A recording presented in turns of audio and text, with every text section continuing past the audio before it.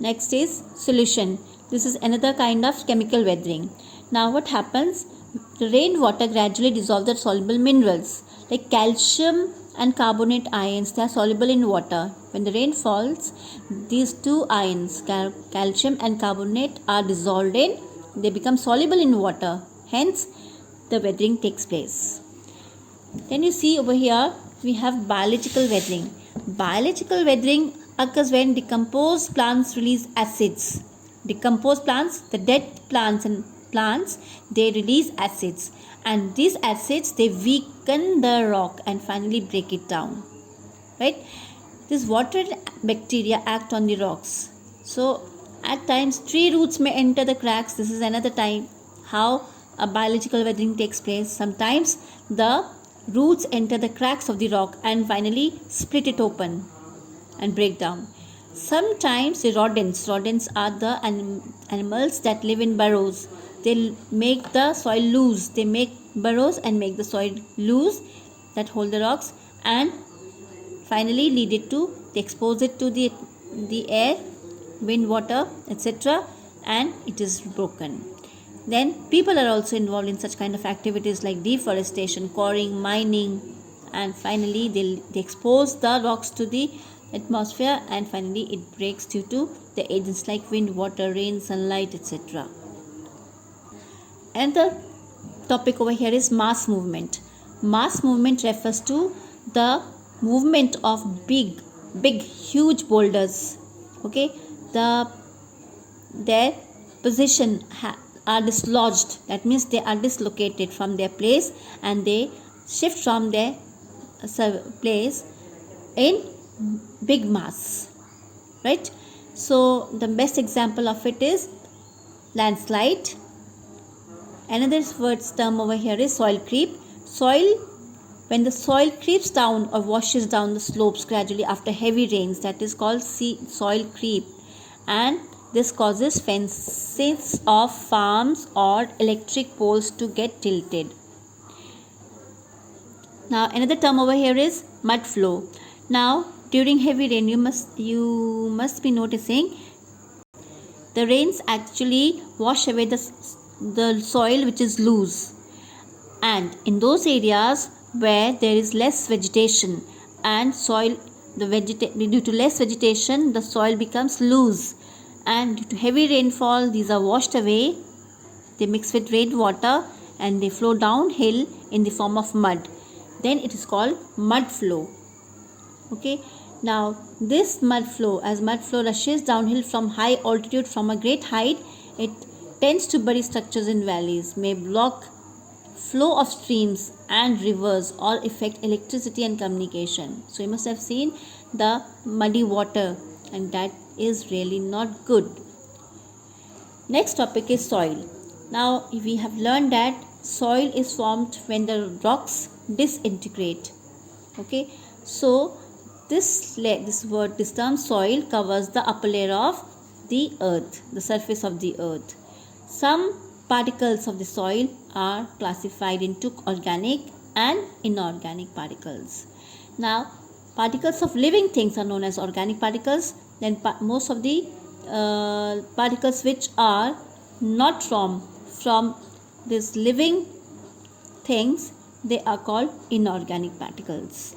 Okay, so you can say particles of non-living things are known as inorganic particles. Now, you'll find bacteria. What does bacteria in the soil do? They act upon the dead remains of plants and animals, and they make the soil organic.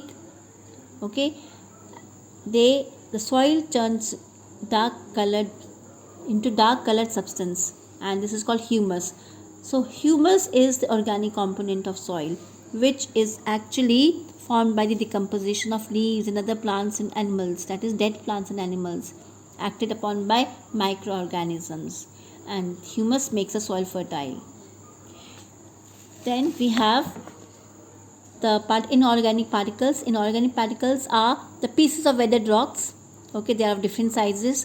The larger ones are called gravel, while the smaller ones are called sand, and even smaller in size are called silt, clay, and dust. So they are in powder form when dry and look like flour or dust.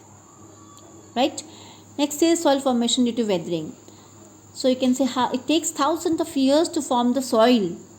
Okay, soil is mainly derived from the rocks that we have learnt already. So when the rock is exposed to the air, water, etc., the process of soil formation starts.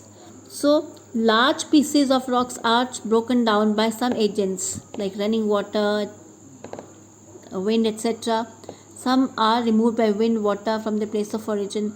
So see, there are two types of soil: transported and residual soil. Transported soils are those soil who have been carried away from their place of origin, whereas residual soils are those who the soil which is formed from at their place of origin. Okay, now layers of soil are called horizons, and the rock from which soil develop are called parent rock. So here we have the soil profile. Soil has many layers. The topmost layer consists of fine particles of humus, right? This organic debris over here, it's humus over here. Then below it, we have subsoil, which consists of sand, silt, clay. Below the subsoil there is a zone of weathered rocks and solid rocks from the solid rock from the lowermost layer. Now, what are the factors controlling soil formation? So it all depends on the nature of parent rock.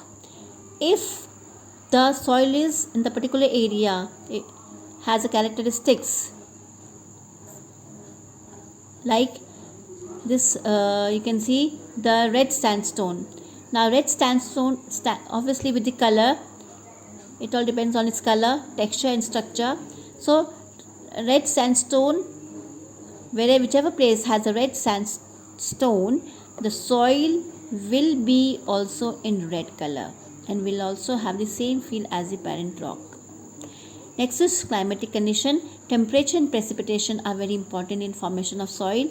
So they are actually the terms which determine the rate at which the weathering will take place and what kind of organic material will be available inside or on or inside the rock. So moisture helps in chemical and biological reactions that occurs during the soil process, formation process. Okay, rainfall means more vegetative cover and more animal action. So animal action, how animal action? Animal might in the overgrazing, might overgraze the vegetation cover. So it might lead to the loosening of rocks, soil, and then moreover runoff, more percolation, more water seeping into it, the earth's surface, and erosion taking place. They actually lead to the soil. They actually help to determine the kind of soils in an area. Then relief, slope and aspect. That means that what kind of slope, what kind of that the steepness or the gentleness of a slope is also very helpful to find out, to see the soil formation. So the surface of the earth, which is quite steep, from there the erosion, more of erosion will take place, more transportation of soil will take place, and if the steepness of slope becomes gentle, at that time it may lead to deposition. So this also affects this slope and aspect also determine the formation of soil. Then time. Now as formation of soil takes millions of years, then younger soils have much characteristics from their parent material. But when the time passes, there are more and more organic materials are added to the soil. There is more exposure to moisture and environmental factors, and with time, what do? They may change from one soil type to another. Next is soil conservation. How you can save soil, how you can control, how can you solve the problems of land degradation, soil erosion, etc. So now these are the steps taken over here. Soil is the foundation of plant life. Therefore trees, what does it mean? That the plants, the trees and all cannot grow without the soil. So it is very much the foundation of plant life. So most plants need to be rooted to the ground, right? So they help to conserve the soil. Actually bind soil is bounded or held together by the roots of the plants. So growing plants is really very important. Next is soil also supports the animal kingdom. Obviously so many animals, like agriculture also relies on soil for its location, whereas the animals also and human life also, they cannot leave the land surface. They cannot survive anywhere else. So for all these, land is quite important. Soil is also necessary for water supply, because the land is also necessary to ensure the quality of water we get from the earth. Soil and water coexist. If soil is there, water is also there. So taking good care of our soil equates to taking good care of our water supply. Next is methods of soil conservation. How can we conserve soil? Okay, first is contour plowing. Contour plowing is when the crops are made in such a way, in grooves, and they are in such shape. Okay, planting is done in furrows, in the grooves and following the contours. Okay, so this is a contour. Just like contour lines are, the crops are shaped in such a way, they grown in such a way. And farmland on slopes, they prevent the runoff, improve crop yields. Okay, next is terrace farming. Terrace farming is a method of carving multiple flat level areas into hills. So steps are formed by the terraces. You can see over here, this is step farming, or you can say terrace farming. So this is very important. The terraces, these are surrounded by the mud walls over here to prevent runoff. The water may not wash away the upper layer of the soil. The soil nutrients are held back, and over here you'll find that this type of terrace farming is popular in Asia for planting rice. It's very good in planting rice. Next is windbreaks. Windbreaks when the throw of tall trees are used in the dense pattern around the farmland and prevents wind erosion. So evergreen trees can provide year-round protection. Deciduous trees can be adequate as long as foliage is apparent during the seasons. Apparent means if they appear during the season when the soil is bare. Bare is empty. So you'll find that if you grow trees all around the farm, then it prevents the wind erosion. Next is cover crops or crop rotation. Cover crops are like turnips and radishes are rotated with cash crops in order to blanket the soil all year round and produce green manure that replenishes nitrogen and other critical nutrients. So using cover crops can be also, what can do, if you grow cover crops, there will be less number of weeds grown there. The weeds actually they spoil the crops. Okay, unwanted plants are called weeds. Then prevent overgrazing. So if you prevent overgrazing of forests and grasslands by animals like goats and sheep, then this soil can be conserved. There should be a separate grazing grounds for these animals.